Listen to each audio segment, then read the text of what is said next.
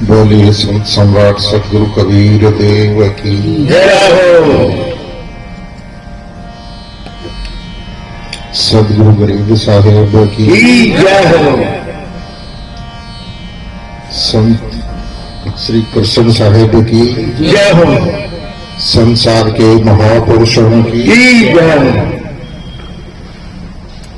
आप सभी माताएं बहनें और भगत लोगों की जय हो।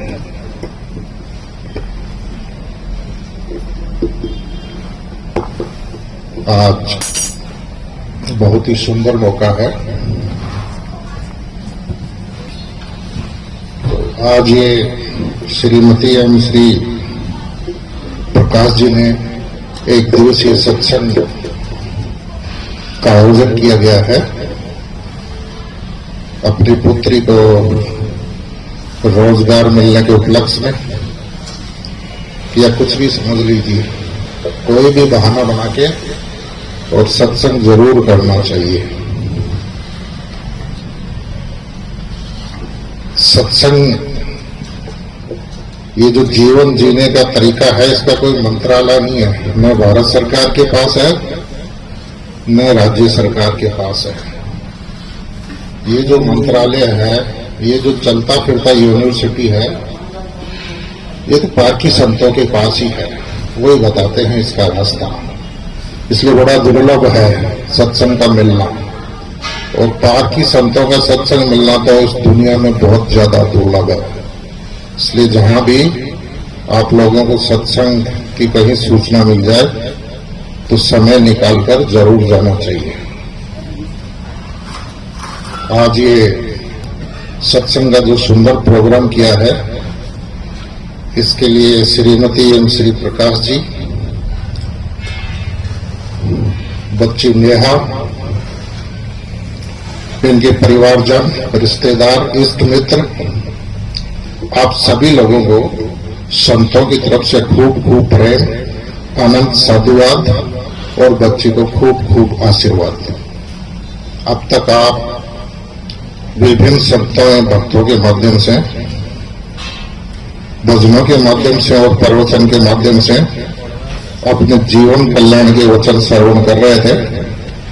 इसी श्रृंखला में सदगुरु कबीर की विचारधारा से प्रणीत कुछ विचार आप लोगों के सामने रखने जा रहा हूं, जितना मुझे समय दिया गया है उसके अनुसार। एक तो निवेदन है, जो संचालन करते हैं सत्संग का, अभी कर रहे हैं और आगे भी करते रहेंगे। उन संचालन महोदय से एक विनम्र निवेदन है, हाथ जोड़ के निवेदन है कि कृपया संतों के समय में कभी कटौती नहीं करें। भक्तों के समय में कटौती की जा सकती है, भजन की कटौती की जा सकती है, और प्रवचन या जो भी भजन बोलते हैं संत भगत लोग, उनमें आप कटौती कर दीजिए, लेकिन संतों के बीच में व्यवधान नहीं डालें, ऐसा मेरा विनती है। क्योंकि संतों के वचन हैं वो हृदय से छन के निकलते हैं। हम घर में कोई प्रोग्राम कराते हैं तो गायक कलाकार बुलाते हैं, खूब पैसा देते हैं वो। वही बातें वो कहते हैं जो संत महात्मा कहते हैं। गायक कलाकार भी वही बात कहता है, कोई नई बात नहीं कहता है, लेकिन एक फर्क है। गायक कलाकार पैसे के बदले में आता है, उसका रोजगार है, और उसकी वाणी कंठ से बोली जाती है। वो अपना प्रचार करता है ताकि उसका धंधा चले, उसका परिवार चले, उसका चूल्हा चले। वो भी गलत नहीं है, उसके लिए मैं गलत नहीं कह रहा। मैं कह रहा हूं गायक कलाकार का सोसाइटी पे उसकी बातों का असर नहीं होता है। क्यों नहीं होता? हम रोज कर रहे हैं, कथावाचक कितनी कथाएं कर रहे हैं, जागरण में भी कर रहे हैं, खूब जोर जोर से लाउड स्पीकर लगा के बाजा बजा रहे हैं, लेकिन जो गाने वाला है, जो बोलने वाला है, उसको भी उसका अर्थ पता नहीं है। तो जिसको खुद को अर्थ ही पता नहीं है तो उसकी रहनी और आचरण कैसे होगा? इसलिए बिना आचरण और बिना रहने के हम जो भी कोई बात कंठ से बोलते हैं, उसमें न हमारा भला होगा न सोसाइटी का होगा। संत महात्मा जो भी बात प्रत्येक शब्द अपने मुख से बोलते हैं उस पे अपने जीवन को बनाते हैं, ऐसा उसका आचरण करते हैं, उस रहनी में रहते हैं। इसलिए संत महात्मा जो भी रहनी संपन्न वैराग्यवान महात्मा है उसकी बात हृदय से छन के आती है और वो सोसाइटी के ऊपर समाज के ऊपर जरूर फर्क करती है, असर डालती है, ज्यादा नहीं तो थोड़ा थोड़ा डालती है। इसलिए जो भी बदलाव आएगा हमारे आचरण में और जो नैतिक पैतृ की तरफ हम जा रहे हैं, हमारे नैतिक मूल्यों की रक्षा तभी होगी जब हम संतों के रहनी संपन्न संतों के श्रीमुख से ऐसे वचन वाणी सुनेंगे और उन पर विचार करके अपने जीवन में उतारने की कोशिश करेंगे। इसलिए हम लोग जो भी बात आप लोगों को कहते हैं, हम ये नहीं कहते कि आप आंख नीच के और हमारी बात को मानो, नहीं, कोई फायदा नहीं होगा। किसी की भी बात को आंख नीच के मत मानो, अपने विवेक के विचार के नेत्रों को खोलो। हम जो बात कह रहे हैं उस पर विचार करो, विवेक करो, चिंतन करो, मनन करो, अनुसंधान करो, परख कसौटी पे कसो। अगर हमारे विचार आपकी विवेक बुद्धि के ऊपर खरे उतरते हैं तो अपने जीवन में उतारने की कोशिश करो। सिर्फ जानने से ही कुछ नहीं होगा, उसके अनुसार हमारा जीवन भी बनाना पड़ेगा, तभी सुखमय और शांतिमय हमारा जीवन बनेगा, दूसरा कोई रास्ता नहीं है। इसलिए जो बच्ची है अभी प्रोबेशनल ऑफिसर के ऊपर सिलेक्ट हुई है जीवन के अंदर, बहुत अच्छी बात है, बौद्धिक क्षमता है, अपना जो जीवन निर्वाह है, आर्थिक समस्या है वो सिक्योर हो गई है, बहुत बड़ी चीज है। बिना पैसे के कुछ होता नहीं है ना। आज ये प्रोग्राम भी किया है तो अभी बताया गया है कि अपनी पहली तनख्वाह सत्संग संतों को बुलाया है और अपने मित्रों को, परिवार वालों को अच्छा भोजन की व्यवस्था की है। सब एक साथ मिले हैं, इस बहाने मिलना जुलना चाहिए, संतों के श्रीमुख से अच्छी अच्छी बातें सुनी हैं जिससे हमारे बच्चों के ऊपर अच्छे संस्कार पड़ते हैं। तो ये बच्ची का भाव बहुत बढ़िया है, बहुत सराहनीय है। और ऐसा ही जो ये ज्योति है ज्ञान की और अपने संस्कारों की, उसको हमेशा ज्योतित रखें, उसको बुझाएं नहीं, तो जीवन बहुत उज्ज्वलमय होगा, शांतिमय होगा, प्रसन्नमय होगा। ऐसी हम लोगों की शुभकामना है। सतगुरु कबीर साहिब की एक साखी है, खाए पकाए लुटाए ले, कर ले अपना काम, चलती बेरिया रे मरा, संग ना चले चला। पहली पंक्ति में सतगुरु कहते हैं खाए पकाए लुटाए ले। खाएंगे तो तब जब हम पकाएंगे, और पकाएंगे तब जब हमारे पास पकाने के बर्तन और पकाने की सामग्री होगी। और ये बर्तन और सामग्री कहां से आएगी? ये धन से आएगी, रुपये पैसे से आएगी। तो जिसकी जैसी श्रेणी है, जो भी योग्यता है, क्योंकि सबकी योग्यताएं अलग अलग है, संस्कार अलग है, सबके प्रारब्ध अलग है, सबके विचार अलग है। ये जो प्रकृति है ये विविधतापूर्ण प्रकृति है, इसमें दो चीजें एक नहीं हो सकती। जब दो चीजें एक नहीं है तो डिफरेंस तो होगा ही नहीं। तो डिफरेंस होगा तो हमें मेल जोल से सामंजस्य बैठा के जीवन जीना है। इसलिए सबकी योग्यता अलग अलग है। एक बाप के 4 बेटे हैं, एक कलेक्टर बन जाता है, एक खेती करता है, एक चोरी करता है और एक साधु बन जाता है, वैराग्य हो गया। बेटे वही है ना, 4। पालन पोषण माँ बाप सबके लिए समान ही करते हैं, कोई फर्क नहीं करते बेटों में, लेकिन उनके खुद के तो जन्म जन्मांतर के कर्म संस्कार है ना, वो भी तो अपने काम करते हैं ना। इसलिए मेरे कहने का मतलब है सबकी योग्यताएं अलग अलग है। अपनी अपनी योग्यता के अनुसार अपना काम करो। कोई खेती करता है, कोई कारखाने में नौकरी करता है, कोई सरकारी नौकरी अफसर है या सबऑर्डिनेट स्टाफ है, कोई मजदूरी करता है। जो भी आप योग्यता है अपनी योग्यता के अनुसार श्रमशील बनिए, कर्मशील बनिए। कर्महीन आदमी किसी काम का नहीं। हम मेहनत नहीं करेंगे तो हमें भूख भी ढंग से नहीं लगेगी, और मेहनत नहीं करेंगे तो हमें नींद भी नहीं आएगी। लोग बाग नशा का सहारा लेते हैं कि साहब भूख नहीं लगती इसलिए नशा करते हैं। अरे भाई मेहनत करो ना, 10 दिन के सूखे टुकड़े भूख लगेगी तो वो अच्छे लगेंगे, अमृत लगेंगे। आपके पास ऐसी मकान है, ऐसी गाड़ी है, ऐसी ऑफिस है, मखमल के गद्दे हैं, शाम को खाना लगाया जाता है 10-10 कटोरी लगा के अलग अलग स्वाद के हिसाब से, और खट्टी डकार आ रही है, भूख नहीं लग रही है, अलमारी से सिरप निकाल रहे हैं, उसको बैलेंस करने के लिए एसिडिटी को कुछ छाल निकाल रहा है उससे, तो निकाल के और आप जबरदस्ती स्वाद के हिसाब से खाना खा रहे हो, भूख के हिसाब से कहाँ खा रहे हो? कौन सा जीवन आपका? एक गरीब आदमी है, मेहनत करता है, अच्छा उसका मन है, ईमानदार आदमी है, शाम को पकाता खाता है, एक पत्थर का या ईंट का तकिया लगा लेता है और बढ़िया नींद आती है, कोई परवाह नहीं, सुबह उठता है। और एक मखमल के गद्दे वाला सिरप लेके नींद नहीं आ रही है, नींद की गोलियां लेनी पड़ रही है, किसका जीवन ठीक है? जो अपने संयम से चल रहा है, जो मेहनत से चल रहा है, उसका जीवन ठीक है। ये मखमल के गद्दे के ऊपर जिसको करवटे ले रहा है, नींद की गोलियां लेने पड़ रही है, उसका जीवन ठीक है। जिसको खूब भूख लगती है, बिस्तर पे जाते ही 10 मिनट में नींद आती है, उसका जीवन अच्छा है। इसलिए जीवन में ज्यादा पैसों की बीच से भी जो जीवन अच्छा नहीं होता, ज्यादा धन, अगर ये धनी लोग हैं, अगर बाजार में कहीं सुख मिलता, शांति मिलती, तो पूरे सुख और शांति को खरीद लेते हैं।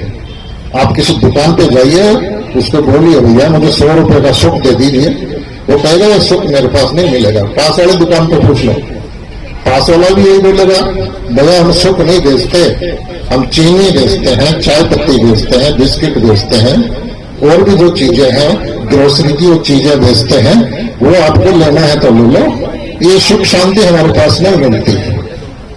इन भाई लोगों को थोड़ा धीरे करो, बाहर जो बोल रहे हैं थोड़ा धीरे बोले, और जरूरत तो उतना ही बोले, व्यवधान बनता है वक्ता के। तो इसलिए अपनी योग्यता के अनुसार कमाई करो और पकाओ और खाओ।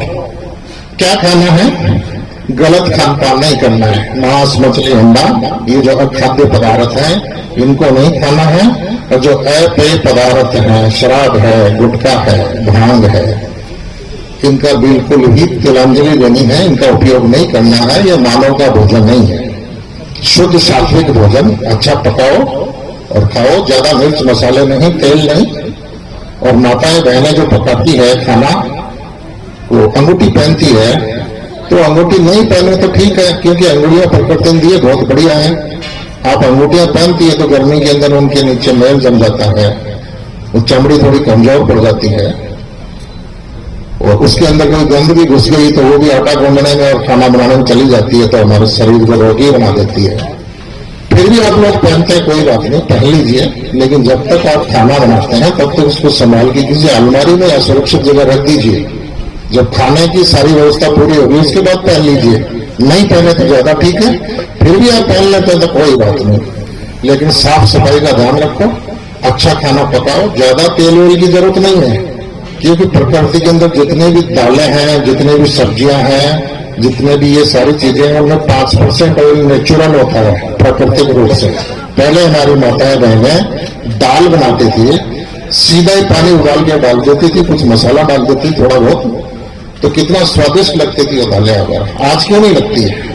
क्योंकि हम मिर्च मसाले खूब सारे डाल के, उसमें खूब सारा तेल डाल के, और जब तक पसीना नहीं आए ललाट में, वो दाल और सब्जी का तो स्वाद ही नहीं आता, उसमें मसाला भी आता है। पसीना नहीं आए तब तक मजा ही नहीं आता कि काहे का बनाया सब्जी दाल, तो मजा ही नहीं आया। तो हमने आदत बना ली ऐसी, इसलिए ऐसी आदत मत बनाओ। साधारण पानी में पका हुआ भोजन सबसे बेस्ट होता है। पहली बात तो जो हम कच्चा खाते हैं प्रकृति का, वो सबसे उत्तम है। दूसरी बात, पानी में पकाया हुआ भोजन की श्रेणी आती है।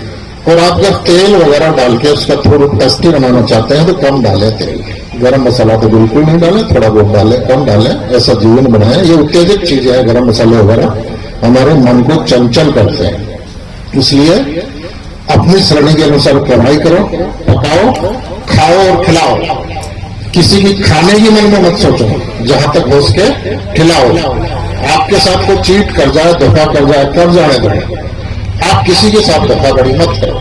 किसी मंदिर गए, किसी सत्संग में गए, आपके जूते चप्पल कोई चुरा ले गया, तो इसका मतलब नहीं होगा आप दूसरे के जूते चप्पल पहन लिए, नहीं।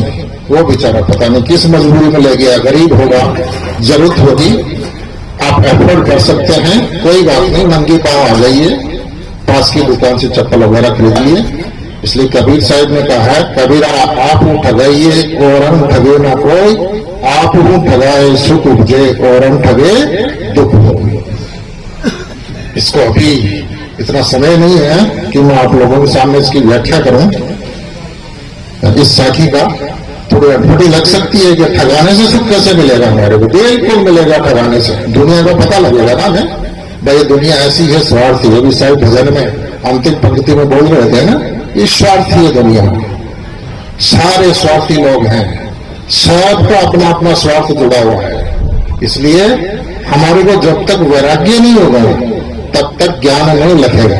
जब तक थोड़ा बहुत वैराग्य नहीं होगा, ज्ञान की बातें हमारे अंदर प्रवेश नहीं करेगी, हमारा हृदय का दरवाजा खिड़की नहीं खुलेगी। इसलिए वैराग्य जरूर है। वैराग्य कब होगा? जब प्रैक्टिकल रूप से ये चीजें हमारे में मिलती है। आज जो महात्मा बैठे हैं यहाँ, ऐसे ही कोई संत थोड़े बन गए, उन्होंने जीवन को बहुत गंभीरता से देखा है, जिया है, पूरे संसार को देखा है, तब इन्होंने देखा है कोई सार नहीं, वैराग्य ही सार है, राग में कोई सार नहीं, और वैराग्य ही ज्ञान है। हम कितना भी भजन बोल लें, कितने भी मीठे प्रवचन दे दें, लंबे लंबे प्रवचन दे दें, अच्छे अच्छे आकर्षक प्रवचन दे दें, लेकिन जब तक हमारे हृदय में, हमारे मन में वैराग्य भाव नहीं है, विवेक नहीं है, तो ये ज्ञान की बातें कोई असर नहीं करेगी। तो मैं कह रहा था, खाए पकाए लुटाए ले। आपके पास धन है, अच्छा खाइए, अच्छा पकाइए, अच्छा पहनिए, अच्छा घर बनाइए। कच्चा है तो पक्का बनाया, पैसा है तो कंजूस नहीं बनना है। और अगर पैसा नहीं है तो कच्ची झोंपड़ी बना लिए, लीप लीजिए, उनको साफ सुथरा रखिए, आराम से, और आराम से रहिए। आपकी मन की स्थिति ठीक होनी चाहिए। ये जो बड़ा मकान, बड़ी गाड़ियां, इनमें सुख नहीं है, सुख आप में है, सुख आपके विचार में है, सुख आपके सुख में है, सुख आपकी रहनी में है। इसलिए अपने आप को जानिए। तो धन कमाने में अच्छा पक्का मकान बना लो, ना हो तो जैसी स्थिति है वैसे रह जाओ, कोई दिक्कत नहीं। खाने को सबको मिलेगा। आज तक हम कभी भूखे नहीं सोए हैं, आगे भी मिलता रहेगा, इसकी चिंता करने की जरूरत नहीं है। जब पशु पक्षियों को बिना मेहनत के मिलता है तो हमारा तो प्रारब्ध है ना। तो पहले प्रारब्ध बनता है, बाद में शरीर बनता है, और प्रारब्ध भी हमारे ही कर्मों का फल है। इसलिए आज जिस स्थिति में है, चाहे सुखी हैं या दुखी हैं, उसका कारण हम ही है, हम स्वयं ही है, दूसरा नहीं है। हम दोष देते हैं दूसरे को, कोई भी तकलीफ आती है, आ जाती है तो परिवार के सदस्यों को दुख देते हैं, पत्नी है तो पति को दोष देती है, पति पत्नी को देता है, पड़ोसियों को देते हैं, और किसी में दोष दिखाई नहीं देता है तो ऊपर आकाश में एक अंगुली करके बोलते हैं, हे भगवान मेरे में इतना क्यों कर रहे हो, ऐसा तकलीफ क्यों दे रहे हो, ऊपर कुछ है नहीं, तो वह क्यों है, आकाश है, चांद तक हमारे वैज्ञानिक चले गए, कुछ भी नहीं है वहां वो ना मंदिर मिला, ना मस्जिद मिला चांद पर, न लाल पीला कलर किया हो गया पत्थर मिला। जो कुछ करता है मनुष्य ही करता है। मंदिर, मस्जिद, गुरुद्वारा, रहने के मकान, हवाई जहाज, बल्ब का आविष्कार, जितने भी आविष्कार किए हैं मनुष्य ने किए, मनुष्य से बड़ा कोई नहीं। और उस कल्पित ईश्वर की कल्पना भी मनुष्य ने की है। अगर मनुष्य नहीं होता तो उसकी कल्पना कौन करता? तो जो कुछ है कल्पित बड़ा है या कल्पक? जो कल्पना करने वाला बड़ा है। हम नहीं होते तो कल्पना कौन करता? और हम कल्पना करते हैं मन किसकी सत्ता से चलता है? मेरी सत्ता से। उसका क्या नाम दोगे? वो अनामी है। आप आत्मा बोल दीजिए, राम बोल दीजिए, रहीम बोल दीजिए, कुछ भी नाम दे दीजिए। नाम में क्या है? उस सत्ता को समझिए, उसका बोध कीजिए, और उसके अलावा अपनी खुद की सत्ता के अलावा जो प्रकृति है उसके गुण धर्म को समझिए। और हमें दुख क्यों है इसका कारण जानिए। क्योंकि इस संसार के अंदर बिना कारण के कोई कार्य नहीं होता है। कारण और कार्य की व्यवस्था व्याप्त है इस संसार के अंदर, इस पूरे यूनिवर्स के अंदर। इसलिए जितने भी चमत्कार की बातें हैं वो झूठी है। कोई चमत्कार नहीं होता है। कोई भी कार्य होता है उसके पीछे कारण होता है, हम उस कारण को जानते नहीं है, इसलिए उसको चमत्कार मान लेते हैं। और हमारी अज्ञानता का फायदा ये झूठे गुरु वाले उठा लेते हैं, हमारी मेहनत का पैसा, और हमें बरगला देते हैं, और हमारी मेहनत के पैसे से वो ले लेते हैं, अपने परिवार पालते हैं। हालांकि ऐसे करने वाला खुद भी ठीक नहीं रहता अपने आप में, क्योंकि किसी को धोखा देगा, चीट देगा, तो उसको शांति नहीं मिल सकती अंदर, क्योंकि सब अपने अपने मन के दृष्टा है, सबके बैठा है शरीर में दृष्टा। हम सबसे झूठ बोल सकते हैं लेकिन अपने राम से नहीं बोल सकते, क्योंकि वो राम हम स्वयं ही है। तो मैं कह रहा था, खाए पकाए लुटाए लो। आपके पास धन है तो अच्छा बनाओ खाओ, और एक्स्ट्रा पैसा है तो आप उसका कोई सार्वजनिक काम में लगाओ। किसी जरूरतमंद की, कोई बीमार है, कोई मजबूर है, उसकी सेवा में लगाओ। कोई गरीब का बच्चा या बच्ची है, वो पढ़ना चाहता है, पैसे नहीं है, तो उसकी वहां मदद कीजिए, आपको बहुत सुकून मिलेगा। संत महात्मा है, उनको बुलाइए, थोड़ा खर्चा कीजिए। आप जो घर में आप भोजन लेते हैं वही भोजन लेते हैं, अलग नहीं लेते। उसके बदले में आपको जीवन जीने की वो कला बताएंगे। हमारा जीवन मंगलमय होगा। तो धन की 3 गति है, या तो उसका उपयोग या उपभोग करो, या दान करो, और तीसरी गति है नष्ट, वरना नष्ट हो जाएगा। ये दोनों ही काम नहीं करेंगे तो एक दिन जैसे कृष्ण साहिब हैं, गरीब साहिब जी है, हमारे पूर्वज है, बाबा दादा परदादा सब चले गए, सारी संपत्ति को यहाँ छोड़ के, कुछ नहीं जाता साथ। बच्चे अगर समझदार नहीं है तो शराब में, कबाब में उड़ाएंगे, बेकार चीजों में उड़ाएंगे, जुआ में उड़ाएंगे, और समझदार की तो फिर बात अलग है। इसीलिए बड़े बुजुर्गों ने कहा है, पूत कपूत तो क्यों धन संचत, और पूत सपूत तो क्यों धन संचत। अच्छे संस्कार दीजिए।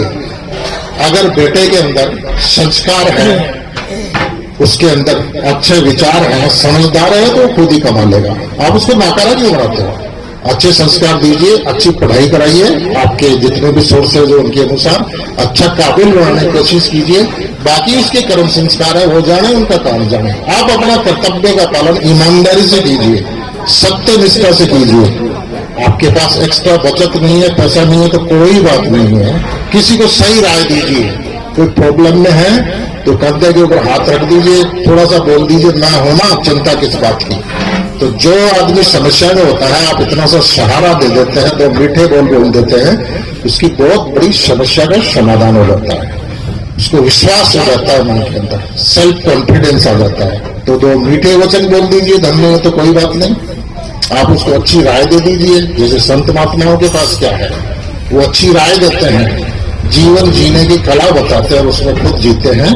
तो ये दे सकते हैं आप, देने के लिए बहुत है आपके पास, जरूरी नहीं आप धनी दें। इसलिए खाए पकाए लुटाए ले, कर ले अपना काम। ये तो व्यवहार पक्ष की बात हुई, खाना पीना पकाना बनाना सभी करते हैं।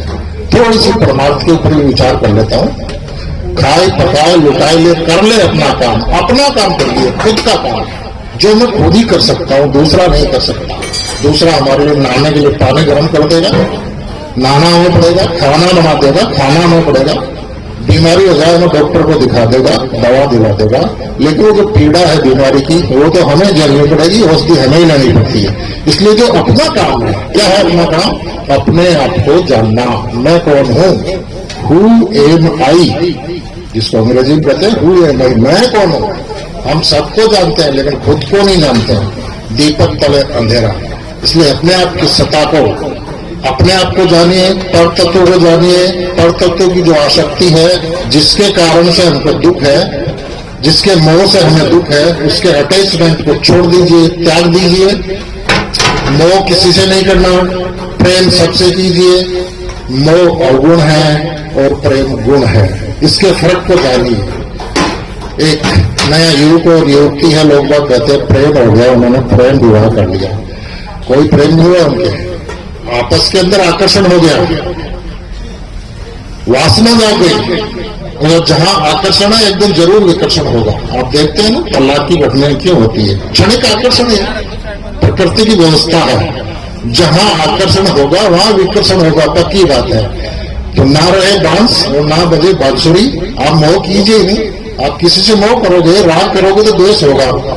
इसलिए आप राग ही मत कीजिए, समस्या की जड़ को जला दीजिए। तो इस हिसाब से आपको जीवन जीने की ये कला आनी चाहिए। इसके लिए अगरबत्ती भी नहीं जलानी पड़ती है, कोई माला फेरने की जरूरत नहीं, कोई अनेक प्रकार के कर्म कांड और वस्तु फेरने की जरूरत नहीं। इसलिए मैंने थोड़ा सा विचार रखे कबीर साहब की साखी पे, खाए पकाए लुटाए ले, कर ले अपना काम, चलते बेरिया रे लड़ा, संग चले ना झगड़ा। सब कुछ परिवर्तनशील है, सब कुछ। पहले हम बच्चे थे, फिर जवान हुए, प्रौढ़ हो गए, काले बाल थे, सफेद बाल आ गए, सब कुछ परिवर्तनशील है। लोग बाग डाई करते हैं बालों में और नीचे नीचे फिर वो सफेद उग जाते हैं। क्यों कर रहे हो भाई? डाई में केमिकल होता है, स्किन रोग हो जाता है, वो आपको बीमार कर सकता है। सफेद बाल कोई खराब आ गया, देखो ईश्वर जी मेहंदी साहब बैठे हैं, कभी डाई नहीं लगाते, कभी कभी मेहंदी जरूर लगा लेते हैं। मेहंदी ठीक है, कोई बात नहीं, मेहंदी कोई नुकसान नहीं करती, कोई बात नहीं लगाते तो वो भी ठीक है। आप बिल्कुल नेचुरल रहिए, जैसे आप है ना वैसे रहिए, बनना नहीं है कुछ। इसलिए सतगुरु कबीर साहब ने कहा है आपको साधु भी नहीं बनना है। हमें हमारे गुरु संत लोग कहते हैं आपको कुछ नहीं बनना है। इसलिए कोई हमें पूछता है, कोई कहते हैं आप संत हैं साधु हैं, तो हम जवाब देते हैं विनम्रता से, नहीं भाई हम ना संत हैं ना साधु, आपके जैसे सामान्य इंसान है। सब एक ही है, सब में वही चेतना बैठी है। अपना हमारे में क्या फर्क है? बस फर्क इतना है थोड़ा समझने का। राही के वाले पहाड़ वाली बात है, कोई समझ लेता है, संशय खत्म हो जाता है तो जीवन अच्छा बन जाता है। युग युगांतर से हम नहीं समझे, आज हमें अच्छा मौका मिला है, संतों का सानिध्य मिला है, सत्संग मिला है, तो समझिए, विचार कीजिए, अपने जीवन को अच्छा बनाइए, मंगल बनिए, खुद जागिए, खुद जागो और दूसरे को जगाओ। इसी के लिए अपना जो जीवन है उसी को बनाइए। तो आपने बहुत ध्यान से सुना, आप लोगों को बहुत बहुत धन्यवाद। बच्ची को पुनः बहुत मंगल शुभकामनाएं। इसी के साथ मेरी वाणी को विराम। बोलिए श्री सतगुरुदेव की। अभी हम स्वदेशी संत श्री अर्जुन साहब से जीवन जीने की कला की मार्मिक बातें सुन रहे थे। समय बहुत खिसकता जा रहा है।